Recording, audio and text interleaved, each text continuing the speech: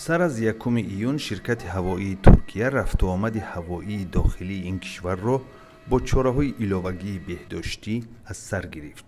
شرکت هوایی ترکیه میگوید قبل از پرواز هر مسافر یک بسته هیگیینی از جمله نقاب و مواد دیزینفکسیونی در اختیار خواهد داشت. بر علاوه در هر پرواز یکی از اعضای اکیپاژ متصدی بهداشتی تعیین شده اجرای معیارهای سانیتری و اپیدمیولوژی را نظارت میکند.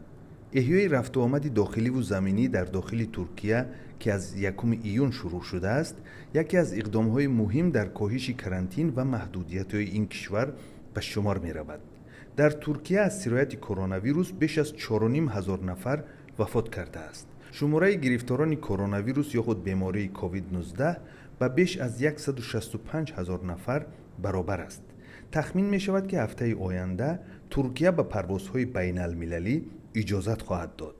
فرودگاه استانبول از نقطه‌های مهم ترانزیت مسافران تاجیکستانی به خارج کشور حساب می شود. تا زمان پاندمی کرونا ویروس هفته کمش 5 پرواز میان دوشنبه و استانبول عملی می شد.